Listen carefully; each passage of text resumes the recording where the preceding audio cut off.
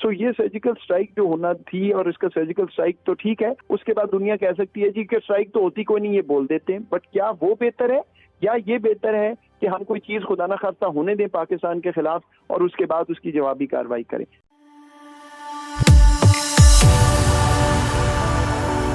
जय हिंद दोस्तों, मोदी देश में आपका स्वागत है। आज पाक मीडिया पाकिस्तानी एनएसए मोहित यूसुफ से बातचीत कर रहा है। आपको याद होगा कि मेजर गौरव ने पाकिस्तानी एनएसए मोहित यूसुफ को सस्ता तेरे नाम कहा था, तो उसी के चलते पाकिस्तानी मीडिया सस्ते तेरे नाम से पूछ रहा है कि सस्ता तेरे नाम और पाकिस्तानी विदेश मंत्री 4 महीने से कह रहे हैं कि भारत कभी भी पाकिस्तान पर सर्जिकल स्ट्राइक करेगा, तो भारत कब करेगा ये सर्जिकल स्ट्राइक? और पाकिस्तानी विदेश मंत्री ने तो अब अबू धाबी में बैठकर भी ये चीज़ बोल दी है, तो भारत कब करेगा पाकिस्तान पे हमला? तो इसके ऊपर सस्ते तेरे नाम का जवाब सुन के पाकिस्तानी एंकर भी भौचक्का रह गया। दोस्तों, ये वीडियो बहुत ही मज़ेदार है, तो इसे पूरा ज़रूर देखिएगा। तो चलिए और इंतजार न करके ये वीडियो देखते हैं। मेरे साथ लाइन पे मोहित यूसुफ हैं, special assistant to prime minister on national security. हम देख रहे हैं बहुत ज़्यादा मैसिव कोऑपरेशन बढ़ रहा है इंडिया का, military cooperation with Saudi Arabia, UAE.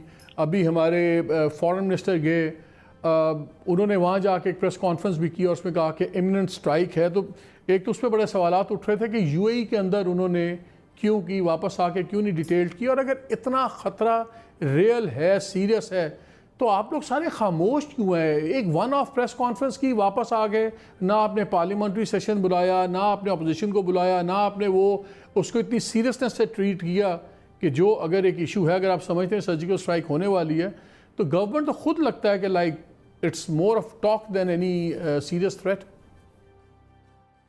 मालिक, 2-3 बातें देखिए। पहले तो ये जो यूएई वाली बात है, सो मैं आपको ये क्लियर कर दूं कि ऐसा कोई प्लान नहीं था कि वजीर खारजा वहां जा रहे हैं तो वहां जाके प्रेस कॉन्फ्रेंस करेंगे। ये इन्फॉर्मेशन तो आपको पता है ना कि पहले से चलती है, कड़ी बनती है, वो डिस्टिल होती है, कोलेट होती है। तो कोइंसिडेंटली वो वक्त ऐसा आया कि हमारे टॉप डिप्लोमेट यूएई में थे, एंड इट वाज फेल्ट कि ये हमें देर किए बगैर इंफॉर्मेशन पब्लिक करनी चाहिए। उससे पहले हम बात कर चुके थे उन ममालिक से जिससे इंडिया इन टच था अपने मंसूबे के बारे में, उनको इंफॉर्मेशन हम दे चुके थे। और ये बात पब्लिक करने का मकसद इज नॉट टॉक और नो टॉक। ये जो जिस तरह की मालूमात होती हैं, ऑपरेशंस होते हैं, आपके दूसरे मेहमान बेहतर बता सकेंगे मिलिट्री बैकग्राउंड वाले, ये एलिमेंट ऑफ सरप्राइज पे बिल्ड की जाती हैं। तो जब हम ये पब्लिक गए तो उसका मतलब, बेसिक मतलब डिटरेंस होता है। सो ये सर्जिकल स्ट्राइक जो होना थी, और इसका सर्जिकल स्ट्राइक तो ठीक है, basically it's a military miss adventure, क्योंकि वो खुद डेस्परेट हुए हैं। तो ये अब दुनिया ये भी कह रही है हमसे, पाकिस्तान में मैंने देखा है लोग कह रहे हैं जी आप आपने कोई 5 दफा कह दिया पिछले साल में। देखिए, एक मुल्क के एक अजाइम है, जब हमें पता चलेगा और हमें ये नजर आएगा कि पब्लिक जाने से एक चीज डिटर हो जाएगी या उनको समझ आ जाएगी कि इसका कोई फायदा नहीं है, मुंह की खाएंगे, तो हम वो करेंगे। यस, उसके बाद दुनिया कह सकती है जी कि स्ट्राइक तो होती कोई नहीं, ये बोल देते हैं। बट क्या वो बेहतर है, या ये बेहतर है कि हम कोई चीज खुदा ना खास्ता होने दें पाकिस्तान के खिलाफ और उसके बाद उसकी जवाबी कार्रवाई करें? इसलिए मैंने तो आपको वाजे कर दिया, अगर आप डॉक्ट्रिनल बात करते हैं, कि हम अनअपोलोजेटिकली बोलते रहेंगे, नोइंग कि दुनिया का रिएक्शन जो है शायद वो ना हो। मोहित मुझे ये बताएं, इंडियन आर्मी चीफ अब गए हैं, हमारे और वहाँ का डिफरेंट है सेटअप। हमारे यहाँ जो प्रेसिडेंस में आते हैं आर्मी चीफ, और दूसरे ऑर्डर ऑफ प्रेसिडेंस में 6ठे नंबर पे आते हैं, इंडिया में वो 12वें नंबर पे आता है उनका आर्मी चीफ। इससे पहले उनके एनएसएस जाते थे, पॉलिसी मेकर्स जाते थे। आर्मी चीफ को जाने को बहुत से एक्सपर्ट्स ये कह रहे हैं कि ये टैक्टिकल मामलात की बातें करने गए हैं, और ये अब चीज़ें और इंट्रिकेट होती जा रही हैं, और ज़्यादा शेप अप होती जा रही हैं। सिक्योरिटी पॉइंट ऑफ व्यू से आप लोग क्या इसको बड़ा लाइटली ले रहे हो कि इतनी एग्रेसिव डिप्लोमेसी हो रही है, जिसके अंदर diplomacy plus military might plus economy इन तमाम रीजन्स में आ रही है, वो मुल्क जो ट्रेडिशनली आपके साथ खड़े होते थे? बिल्कुल आप ठीक कह रहे हैं, और मैं तो कम से कम बिल्कुल लाइटली नहीं ले रहा। ये एक फ्लूइड सिचुएशन है, और इसमें कोई शक नहीं कि इंडिया अपनी स्पेस क्रिएट करना चाह रहा है, क्योंकि इन ममालिक ने इसराइल को रिकग्नाइज किया है। इंडिया फील्स कि इनको और जगह मिल सकती है, क्योंकि इसराइल से उनके ताल्लुकात अच्छे हैं, और वो बिल्कुल आप ठीक कह रहे हैं, हर प्रॉन्ग पे डिप्लोमेसी करने की कोशिश कर रहे हैं। वही मामला हमारा है। तो वजीर खारजा जो वहां गए, बिल्कुल जाके उन्होंने खुल के बात की। और मैं आपको ये भी बता दूं, बिल्कुल क्लियर मैसेज हमें दूसरी तरफ से मिला है कि ये दिमाग से बात निकाल दी जाए कि यूएई या सऊदी अरेबिया, ये जो हमारे जो ममालिक दोस्त ममालिक हैं, ये इंडिया को प्रिफर करेंगे ओवर पाकिस्तान। लेकिन yes, मुझे एक बात बताइए, अगर इसलिए गए थे अगर जी जी जी हाँ, मैं सिर्फ ये कर दूं कि यस, इकोनॉमिक इंटरेस्ट उनके बढ़ रहे हैं और वो है हमारा वीक पॉइंट, और ये मानने वाली बात है। जहां हमारी वीकनेस है उसको करेक्ट करना है। जो इकोनॉमिक फुटप्रिंट है पाकिस्तान का, वो अभी तक उधर नहीं पहुंचा जो हमारे साइज और हमारी ताकत के मुल्क को पहुंचना चाहिए। और जब तक वो नहीं होगा, ये हमें थोड़ा बहुत कमजोरी जो है इससे डील करना पड़ेगा। लेकिन मुझे एक बात बताइए, फाइनल क्वेश्चन, अगर फॉरेन मिनिस्टर इस पॉलिसी एंगल से गए थे तो क्या उनको अबू धाबी नहीं जाना चाहिए था, which is the seat of political power? वो तो चले गए दुबई, जो तो सीट ऑफ कमर्शियल पावर है। वहां जाके चले वर्कर्स की बात तो हो सकती है, ये हो सकता है। जब आप लार्जर पिक्चर की बात करते हैं, फिर तो उनको अबू धाबी जाना चाहिए था, वहां तो नहीं गए वो। मैं आपको बताता हूँ, ये एक मखसूस दौरा था इस वक्त। This was a direct bilateral contact जिसके बिना पे दौरा हुआ है। और इमीडिएट इशू हमारा was visas and commercial to understand कि भाई क्या हो रहा है। अगर ये कोविड है तो हिंदुस्तान में भी तो कोविड है, और वो उस पे मुस्बत जो है नताइज निकले हैं, प्रोग्रेस हुई है, और इंशाल्लाह। लेकिन उसमें तो कुछ उन्होंने अभी तो सिर्फ हवाई बातें हैं, ना कोई टाइम फ्रेम दिया है यूएई ने। उन्होंने ये कहा जी देखेंगे, बात करेंगे। उन्होंने तो कोई आउटर लिमिट भी नहीं दी कि कम अज कम इतने हफ्तों में, इतने महीनों में हम इसको सॉर्ट आउट करेंगे। मेरा ख्याल है, as far as I know, and of course ये वीकेंड था, अभी पूरी तरह डीब्रीफ नहीं हुआ, ये इंशाल्लाह बहुत जल्द आपको ये मामला ठीक होता नजर आ जाएगा। Are we talking days, weeks, months? इंशाल्लाह days and weeks, not months at all. Mohit, thank you very much for talking. चलिए दोस्तों, इस वीडियो पे बात करते तो पाकिस्तानी मीडिया ने जो कहा कि भारत कभी पाकिस्तान पे हमला कर सकता है, तो ये खतरा इतना ज़रूरी था कि पाकिस्तानी विदेश मंत्री पाकिस्तान आने का वेट नहीं कर पाए। उन्होंने अबू धाबी में बैठ कर ये कह दिया कि भारत कभी भी पाकिस्तान पे हमला कर सकता है। तो पाकिस्तानी विदेश मंत्री ने अबू धाबी में बैठ के ये इसीलिए कहा क्योंकि अबू धाबी में वो जिस लिए गए थे, मतलब कि पाकिस्तान का जो वीज़ा यूएई ने बैन किया था उसे सुलझाने, उसमें वो नाकाम हो गए।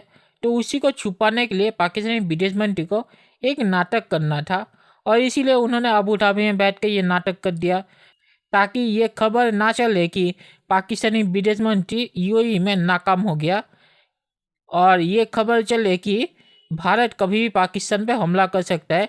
पाकिस्तानी विदेश मंत्री ने अबू धाबी में बैठ के ये कहा।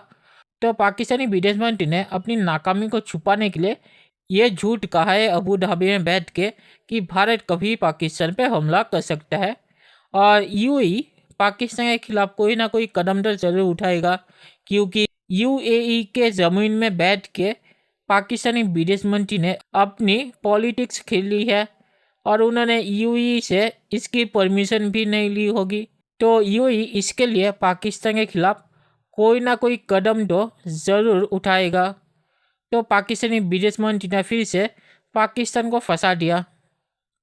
तो पाकिस्तानी मीडिया जो कह रहा है कि ये खतरा इतना रियल था कि पाकिस्तानी विदेश मंत्री अबू धाबी में बैठ के ये चीज़ कर रहे हैं, ये पूरा झूठ है। पाकिस्तानी विदेश मंत्री ने सिर्फ अपनी नाकामी छुपाने के लिए ये हरकत की है। और पाकिस्तानी विदेश मंत्री और सस्ता तेरे नाम 4 महीने से सिर्फ प्रेस कॉन्फ्रेंस कर रहे हैं और कुछ नहीं कर रहे, इसीलिए क्योंकि ये हमला पूरा झूठा है, और वो सिर्फ पीडीएम की रैली और अपनी नाकामियों से लोगों का ध्यान भटकाने के लिए इसे इस्तेमाल कर रहे हैं, और इसीलिए उन्होंने सिर्फ प्रेस कॉन्फ्रेंस की और कुछ नहीं किया। तो सस्ते तेरे नाम ने ये सही कहा कि पाकिस्तानी विदेश मंत्री ने ये प्लान नहीं किया था कि अबू धाबी में बैठ के भारत के हमले के बारे में बातचीत करना है। जब पाकिस्तानी विदेश मंत्री अबू धाबी में जाके नाकाम हो गया पाकिस्तान का वीज़ा बैन सुलझाने में, तभी पाकिस्तानी विदेश मंत्री ने ये प्लान बनाया कि यूएई में बैठ के ही भारत के सर्जिकल स्ट्राइक की बात करते ताकि लोगों का ध्यान मेरी नाकामी से हट जाए। तो सस्ते तेरे नाम ने इसमें सच कहा है कि इसका कोई प्लान नहीं था। यूएई में जाके पाकिस्तानी विदेश मंत्री जब नाकाम हो गया तभी उन्होंने ये प्लान बनाया। और सस्ता टेलीनाम यहाँ पे कह रहा है कि भारत दूसरे देशों से परमिशन ले रहा था पाकिस्तान पे सर्जिकल स्ट्राइक करने के लिए। तो भारत ऐसा क्यों करेगा और कौन सा देश है जो भारत को परमिशन देगा पाकिस्तान पे हमला करने के लिए? असल में सस्ता टेलीनाम कहना चाहता है कि भारत यूएई और सऊदी अरबिया से परमिशन ले रहा था पाकिस्तान पे हमला करने के लिए, और इसीलिए पाकिस्तानी विदेश मंत्री ने यूएई में बैठ के ये कहा है। तो सऊदी अरब को ये पता चला अगर कि सस्ता टेलीनाम पाकिस्तानी मीडिया में बैठ के ये कह रहा है सऊदी अरब पाकिस्तान पे हमला करना चाहता है, तो सऊदी अरब पाकिस्तान की जो हालत करेगा वो पहले से भी बहुत ज़्यादा खतरनाक होगा। और सस्ता टेलीनाम जो यहाँ पे कह रहा है कि हमने बता दिया और इसीलिए भारत ने हमला नहीं किया, और 4 महीने से हम हर दिन ये कह रहे हैं और इसी की वजह से भारत ने अभी तक हमला नहीं किया। तो सस्ता टेलीनाम क्या 4 सालों तक ये कहता रहेगा और 4 साल बाद जब पाकिस्तानी मीडिया यही सवाल पूछेगा कि भारत कब हमला करेगा, तब सस्ता टेलीनाम यही जवाब देगा कि 4 सालों से हम कह रहे हैं कि भारत हम पे हमला करेगा और इसीलिए भारत ने हम पे हमला नहीं किया। तो सस्ता टेलीनाम अपना एक ऑडियो रिकॉर्ड कर दे कि भारत पाकिस्तान पे कभी भी हमला करने वाला है और उसे हर दिन चलाए। तो 4 साल बाद जब भारत पाकिस्तान पे हमला नहीं करेगा तब सस्ता टेलीनाम कहेगा कि देखिए मैंने तो रोज कहा था कि भारत पाकिस्तान पे हमला करेगा और इसीलिए भारत ने पाकिस्तान पे हमला नहीं किया। तो सस्ते टेलीनाम और पाकिस्तानी विदेश मंत्री के इन्हीं हरकतों की वजह से कोई भी पाकिस्तान में भरोसा नहीं करता और ना ही पाकिस्तान को सीरियस लेता है। तो इससे ही पता चलता है कि सस्ता टेलीनाम भारत के हमले के बारे में कितना जानता है और कितनी इन्फॉर्मेशन है उसके पास, और ये चले हैं अजीत डोभाल जी से पंगा लेने। तो सस्ता टेलीनाम जो ये कह रहा है कि इसराइल और अरब देशों के रिश्ते मजबूत हो रहे हैं और इसीलिए भारत और सऊदी अरब के रिश्ते मजबूत हो रहे हैं, तो ये कहना गलत होगा क्योंकि इसराइल और अरब देशों के रिश्तों के साथ भारत और सऊदी अरब के रिश्तों का कोई संबंध नहीं है। भारत और सऊदी अरब के रिश्ते इसराइल से पहले भी मजबूत हो रहे थे। और सस्ता टेलीनाम ये नहीं कह रहा कि पाकिस्तान और सऊदी अरेबिया के रिश्ते खराब क्यों हुए। ये खराब पाकिस्तानी विदेश मंत्री की हरकतों की वजह से हुए हैं। पाकिस्तानी विदेश मंत्री ने ही कहा था कि सऊदी अरब अगर कश्मीर पर बातचीत नहीं करेगा तो हम ओआईसी में सऊदी अरब को छोड़ के जो देश कश्मीर पर बातचीत करना चाहते हैं उनको लेके अलग से ओआईसी बनाएंगे, और वहाँ से ही पाकिस्तान और सऊदी अरब के रिश्ते खराब होने शुरू हुए। तो सस्ता टेलीनाम ये नहीं बोल रहा। तो इससे पता चलता है कि सस्ता टेलीनाम पाकिस्तानी विदेश मंत्री को बचाने की कोशिश कर रहा है।